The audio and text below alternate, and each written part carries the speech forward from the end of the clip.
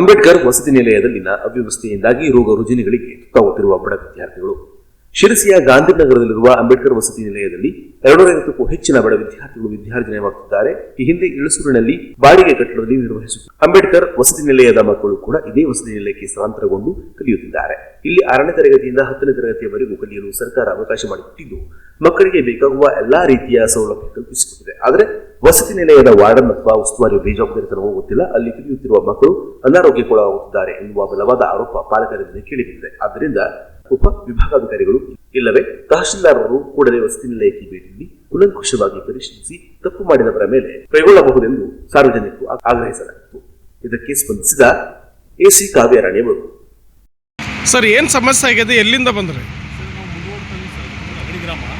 ಇಲ್ಲಿ ಶಿರ್ಸಿಯಲ್ಲಿ doctor BR Ambedkar ವಸತಿ ಶಾಲೆಯಲ್ಲಿ ನಮ್ಮ ಮಗನಿಗೆ ಇದ್ದಿದ್ದೇನೆ. ಎಷ್ಟನೇ ಕ್ಲಾಸ್? 7ನೇ class sir. ಎಷ್ಟು ವರ್ಷ ಹಾಕಿ? ಈ ವರ್ಷ ಹಾಕಿದ್ರ? ಎಷ್ಟನೇ ಕ್ಲಾಸ್ ಅಂದ್ರೆ? 7ನೇ ಕ್ಲಾಸ್. ಹೆಸರು ಹುಡುಗಂದು? ಭುವನ್ ಕುಮಾರ್ ಲಮಾಣಿ. ಅವನಿಗೆ ಸರ್ ಒಂದು ವಾರ 15 ದಿನದಿಂದ ಅವನಿಗೆ ಉಳ್ಕಡ್ಡಿ ಥರ ಆಗಿದೆ. ಅವನಿಗೆ ಪೂರ್ತಿ ಮೈ ತುಂಬ ಎಲ್ಲ ಆಗಿದೆ. ಅದಕ್ಕೆ ಯಾವ ಥರನೂ ಅಲ್ಲಿ ವಾರ್ಡನ್ ಆಗಲಿ ಅಲ್ಲಿ ಟೀಚರ್ಸ್ಗಳಾಗಲಿ ಸರಿಯಾಗಿ ಅವನಿಗೆ ರೆಸ್ಪಾನ್ಸ್ ಮಾಡಿ ಹಾಸ್ಪಿಟ್ಲಿಗೆ ಕರ್ಕೊಂಡು ಹೋಗಲಿಲ್ಲ. ಇವತ್ತು ನಾನು ಅವನಿಗೆ ಕರ್ಕೊಂಡು ಬಂದಿದ್ದಾರೆ, 3 ದಿವಸ ಕರ್ಕೊಂಡು ಬಂದಿರೋದು. ಹುಬ್ಳಿ ಹಾಸ್ಪಿಟ್ಲಿಗೆ ಕರ್ಕೊಂಡು ಹೋಗಿದ್ದೀವಿ. ಯಾವ ಶಾಲೆಯಲ್ಲಿ ಕಲಿತಾ ಇದ್ದಾನೆ ಅಂತ ಕೇಳಿದ್ರು. ನಮಗೆ ಬಾಯಿ ಬಂದಂಗೆಲ್ಲ ಡಾಕ್ಟರ್ ಬರ್ತೀವಿ. ಇಷ್ಟೆಲ್ಲ ಆಗುವವರೆಗೂ ಹಾಸ್ಪಿಟ್ಲಿಗೆಲ್ಲ ತೋರಿಸಲಿಲ್ಲ ಅಂದ್ಕೊಂಡು ನಮಗೆ ಭಾಳ ಇದು ಮಾಡಿದೆ ಸರ್ ಅವರು. ಇವತ್ತು ಮಗನಿಗೆ ನೋಡಿದ್ರೆ ನಡ್ಲಿಕ್ಕಾಗಲ್ಲ, ಕುತ್ಕೊಳ್ಳಿಕ್ಕಾಗಲ್ಲ. ಕುತ್ಕೊಂಡು ಹೆಂಗಾದ್ರೂ ಪಾಠ ಕೇಳಿದಾರೆ ಅಂದ್ಕೊಂಡು ನಮಗೆ ಭಾಳ ಮನಸ್ಸಿಗೆ ಒಂಥರ ನೋವಾಗಿದೆ. ಈಗ ನಿಮ್ಮ ಮಗನಿಗೆ ಸಮಸ್ಯೆ ಆಗಿದೆ ಅಲ್ಲಿಂದ ವಾರ್ಡನ್ ಎಷ್ಟು ದಿನ ನಂತರ ಹೇಳಿದ್ರು ಈ ಮಗನಿಗೆ ಪ್ರಾಬ್ಲಮ್ ಆಗಿದೆ ಅಂತ? ಸುಮಾರು ದಿನ ಹಿಂದೆ ಆಗಿದೆ ಅವನಿಗೆ. ನನಗೆ ಲಾಸ್ಟ್ ಮೂಮೆಂಟ್ ಅಂದ್ರೆ ಒಂದು ಶನಿವಾರ ಕಾಲ್ ಮಾಡಿದ್ರು ನನಗೆ. ಮಗನಿಗೆ ಮುಳಗಡ್ಡೆ ಆಗಿದೆ, ಹಾಸ್ಪಿಟ್ಲಿಗೆ ತೋರಿಸಿದ್ರೆ ಏನು ಸಮಸ್ಯೆ ಇಲ್ಲ ಅಂತ ಹೇಳಿದ್ರೆ. ಅಷ್ಟೇ ಬಿಟ್ಟರೆ ಮತ್ತೆ ಏನೂ ಇಲ್ಲ ಸರ್.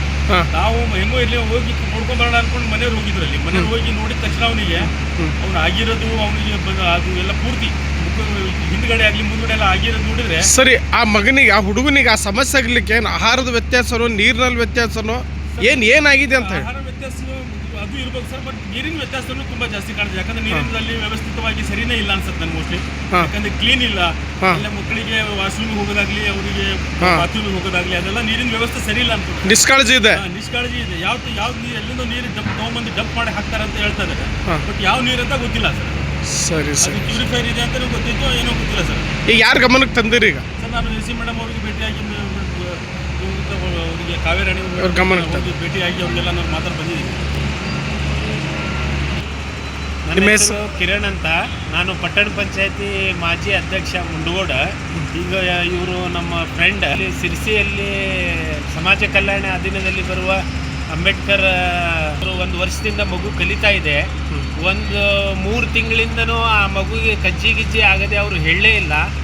ಅವರು ನಮ್ಮ ಇಷ್ಟೇ ಆಗ್ರಹ, ಅಲ್ಲಿ ಮೇಲಿಂದ ಮೇಲೆ ಸಂಬಂಧಪಟ್ಟ ತಹಸೀಲ್ದಾರಾಗಲಿ AC ಅವರಾಗಲಿ ಹೋಗಿ ವಿಸಿಟ್ ಮಾಡಲಿಕ್ಕೆ ಅವರಿಗೆ ಯಾರೂ ಹೆದರಿಕೆ ಇಲ್ಲ. ಮಾನ್ಯ ಶಾಸಕರು ಸರ್ಕಾರ ಇಷ್ಟೆಲ್ಲ ಕೋಟ್ಯಾಂತರ ರೂಪಾಯಿ ವೆಚ್ಚ ಮಾಡಿ ಹಾಸ್ಟೆಲ್ಗಳನ್ನೆಲ್ಲ ನಿರ್ಮಾಣ ಮಾಡ್ತದೆ.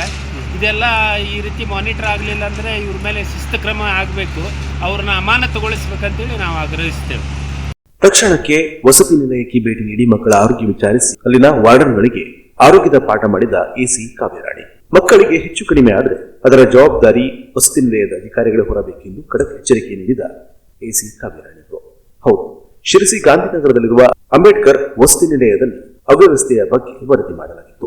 ಈ ವರದಿಗೆ ಸ್ಪಂದಿಸಿದ AC ಕಾವ್ಯರಾಣಿಯವರು ತಕ್ಷಣಕ್ಕೆ ವಸತಿ ನಿಲಯಕ್ಕೆ ಭೇಟಿ ನೀಡಿ ಮಕ್ಕಳ ಆರೋಗ್ಯ ವಿಚಾರಿಸಿದರು. ಅಲ್ಲದೆ ಅವ್ಯವಸ್ಥೆಯ ಬಗ್ಗೆ ಅಧಿಕಾರಿಗಳಿಂದ ಸ್ಪಷ್ಟನೆ ಕೇಳಿದರು. ಮಕ್ಕಳು ಕೂಡ ತಮ್ಮ ಆರೋಗ್ಯ ವಿಚಾರಿಸಲು ಬಂದ AC ಅವರಿಗೆ ಅಲ್ಲಿರುವ ಸಮಸ್ಯೆಗಳನ್ನ ಹೇಳಿದರು.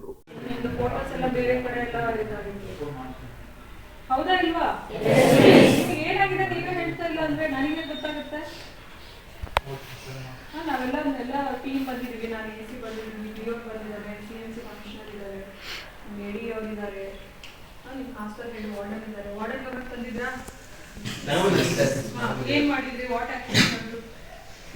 ನೀರು ಮುನ್ಸಿಪಾಲಿಟಿದೂ ಬರ್ತದೆ ಮತ್ತು ಬಾವಿದು ಇದೆ ಸರ್ ಮೇಡಮ್. ಕೊನೆಗೆ ಓನರ್ ಹೇಳಿ ಅವಾಗ ಟ್ಯಾಂಕ್ಗಳನ್ನ ತರಿಸ್ತೀವಿ.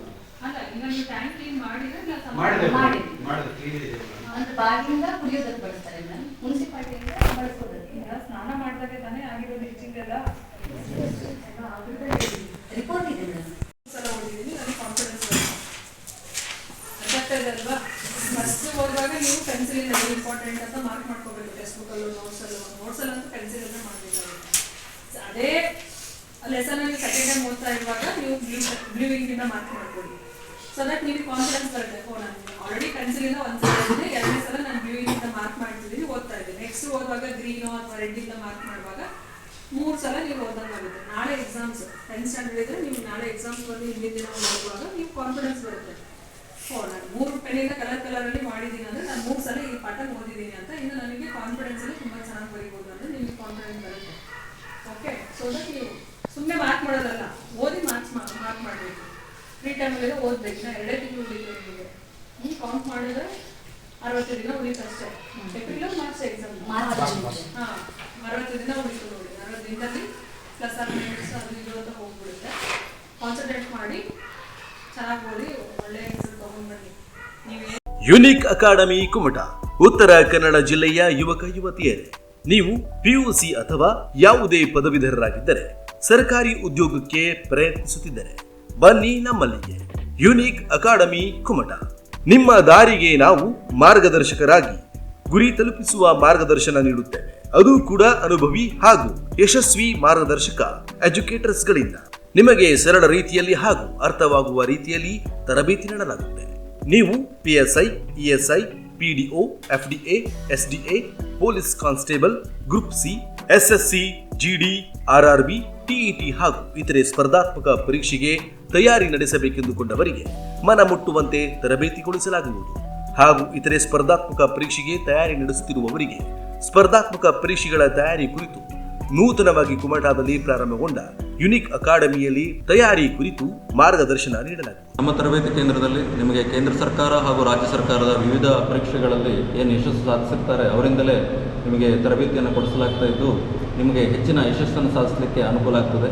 ಹಾಗೆ ನಾನು ಈ ಸಂಸ್ಥೆಯಲ್ಲಿ ಎಜುಕೇಟರ್ ಆಗಿ ಕೆಲಸ ಮಾಡ್ತಾ ಇದ್ದು ನಾನು 2012ರಿಂದ ಈ ಒಂದು ಕಾಂಪಿಟೇಟಿವ್ ಫೀಲ್ಡಲ್ಲಿದ್ದೇನೆ. 2012ರಲ್ಲಿ ನಾನು ಬೀಟ್ ಫಾರೆಸ್ಟರ್ ಆಗಿ, 2014ರಲ್ಲಿ ಸ್ಟಾಫ್ ಸೆಲೆಕ್ಷನ್ ಕಮಿಷನ್ನಿಂದ ಪೋಸ್ಟಲ್ ಅಸಿಸ್ಟೆಂಟ್ ಆಗಿ, 2017ರಲ್ಲಿ ಅಕೌಂಟೆಂಟ್ ಆಗಿ, 2020ರಲ್ಲಿ ಪಂಚಾಯತ್ ಡೆವಲಪ್ಮೆಂಟ್ ಆಫೀಸರ್, ನಂತರ ಎಕ್ಸೈಸ್ ಸಬ್ ಇನ್ಸ್ಪೆಕ್ಟರ್, ಹಾಗೆ 2022ರಲ್ಲಿ FDA, ಕರ್ನಾಟಕ TET ಎಕ್ಸಾಮ್ ಇವುಗಳನ್ನು ಕೂಡ ನಾನೇ ಸ್ವತಃ ಕ್ಲಿಯರ್ ಮಾಡಿರ್ತೇನೆ.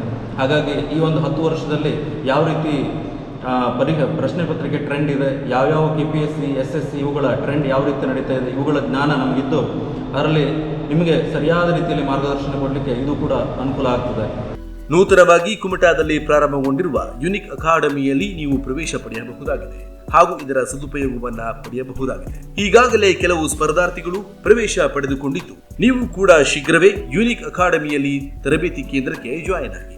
ಇಲ್ಲಿ ಕಡಿಮೆ ಶುಲ್ಕದಲ್ಲಿ ಗುಣಮಟ್ಟದ ತರಬೇತಿ ನೀಡಲಾಗಿದೆ. ಇಲ್ಲಿ ನೀಡುವ ತರಬೇತಿಯಿಂದ ಉತ್ತಮ ಉದ್ಯೋಗ ಪಡೆಯಬಹುದಾಗಿದೆ. ನಮ್ಮ ತರಬೇತಿ ಕೇಂದ್ರದಲ್ಲಿ ಪ್ರತಿ ರವಿವಾರ ಮಾದರಿ ಪರೀಕ್ಷೆಯನ್ನು ನಡೆಸಲಾಗ್ತಾ ಇದ್ದು SSC, GD, ಪೊಲೀಸ್ ಕಾನ್ಸ್ಟೇಬಲ್ ಹಾಗೂ ರೈಲ್ವೆ ಮುಂತಾದ ಪರೀಕ್ಷೆಗಳಿಗೆ ಅನುಕೂಲವಾಗುವ ನಿಟ್ಟಿನಲ್ಲಿ ಪರೀಕ್ಷೆಯನ್ನು ನಡೆಸಲಾಗ್ತಾ ಇದೆ. ಈ ಒಂದು ಪರೀಕ್ಷೆಯನ್ನು ಯಾರು ಬೇಕಾದರೂ ಕೂಡ ತೆಗೆದುಕೊಳ್ಳಬಹುದಾಗಿರುತ್ತದೆ. ಹಾಗೆ ಈ ಒಂದು ಪರೀಕ್ಷೆಯನ್ನು ಯಾರು ಅಟೆಂಡ್ ಆಗ್ತಾರೆ ಅವರಿಗೆ ಪ್ರಶ್ನೆ ಪತ್ರಿಕೆ ಮತ್ತು ಉತ್ತರ ಪತ್ರಿಕೆ ಕೀ ಆನ್ಸರ್ಗಳನ್ನು ಕೊಡಲಾಗ್ತದೆ. ಹಾಗೆ ನಮ್ಮ ತರಬೇತಿ ಕೇಂದ್ರದಲ್ಲಿ ಏನು ತರಬೇತಿ ಪಡೀತಾ ಇದ್ದಾರೆ ಅವರಿಗೆ ಮಾತ್ರ ಪ್ರಶ್ನೆ ಪತ್ರಿಕೆಯನ್ನು ವಿಶ್ಲೇಷಣೆ ಮಾಡಿ ಸಾರಾಂಶವನ್ನು, ನೋಟ್ಸನ್ನು ಒದಗಿಸಲಾಗ್ತದೆ. ಆದ್ದರಿಂದ ಈ ಒಂದು ಪರೀಕ್ಷೆಗಳಿಗೆ ತಯಾರಿ ನಡೆಸ್ತಾ ಇರುವವರು ನಮ್ಮಲ್ಲಿ ಬಂದು ತರಬೇತಿ ಪಡೆಯುವುದರಿಂದ, ನಮ್ಮ ಜ್ಞಾನವನ್ನು ನಿಮಗೆ ಹಂಚುವುದರಿಂದ ನಿಮಗೂ ಕೂಡ ಯಶಸ್ಸಿನ ಒಂದು ದಾರಿ ಸುಲಭವಾಗ್ತದೆ, ಹತ್ತಿರವಾಗ್ತದೆ ಅಂತೇಳಿ ನಾನು ಭಾವಿಸ್ತೇನೆ. ಹಾಗಾಗಿ ನಮ್ಮಲ್ಲಿ ಬಂದು ತರಬೇತಿ ಪಡೆಯಲು ಇಚ್ಛಿಸುವವರು ಸ್ಕ್ರೀನ್ ಮೇಲೆ ಏನು ಕಾಂಟ್ಯಾಕ್ಟ್ ನಂಬರ್ ಇದೆ ಅದಕ್ಕೆ ಸಂಪರ್ಕ ಮಾಡಬೇಕಾಗಿ ಕೇಳ್ಕೊಳ್ತೇನೆ. ಸ್ಪರ್ಧಾರ್ಥಿಗಳಿಗಾಗಿ ಇಲ್ಲಿ ವಿಶೇಷವಾದಂತಹ ಸೇವೆ ಕೂಡ ಲಭ್ಯವಿದೆ. ಮೊದಲು ತರಗತಿಗೆ ಹಾಜರಾಗಿ ಬೋಧನಾ ಮಟ್ಟ ನಿಮಗೆ ಖಾತ್ರಿಯಾದ ಮೇಲೆ ಪ್ರವೇಶಾತಿಯನ್ನ ಪಡೆಯಬಹುದಾಗಿದೆ. ಒಮ್ಮೆ ಪ್ರವೇಶ ಪಡೆದರೆ ನೌಕರಿ ಸಿಗುವವರೆಗೂ ತರಬೇತಿಗೆ ಹಾಜರಾಗಲು ಅವಕಾಶವಿದೆ. ಸತತ 4 ರಿಂದ 5 ತಿಂಗಳವರೆಗೆ ತರಬೇತಿಯನ್ನ ನಡೆಸಲಾಗುವುದು. ಪ್ರತಿ ಭಾನುವಾರ ಮಾದರಿ ಪರೀಕ್ಷೆಯನ್ನ ಸ್ಪರ್ಧಾರ್ಥಿಗಳಿಗೆ ನಡೆಸಲಾಗುವುದು. ಸಂಸ್ಥೆಯ ವಿಳಾಸ ರಾಷ್ಟ್ರೀಯ ಹೆದ್ದಾರಿ 66ರ ಪಕ್ಕದಲ್ಲಿರುವ ಟಿ ಸ್ಪರ್ಶ ಯುನೈಟೆಡ್ ಟೊಯೋಟೋ ಶೋರೂಮ್ ಮೇಲ್ಗಡೆ. ಯುನಿಕ್ ಅಕಾಡೆಮಿ ಕುಮಟಾ, ನಾದಶ್ರೀ ಕಲಾ ಕೇಂದ್ರದ ಹತ್ತಿರ, ಹೆಗಡೆ ಕ್ರಾಸ್, ಕುಮಟಾ, ಉತ್ತರ ಕನ್ನಡ ಜಿಲ್ಲೆ. ನೋಂದಣಿಗಾಗಿ ಸಂಪರ್ಕಿಸಿ 9972418559.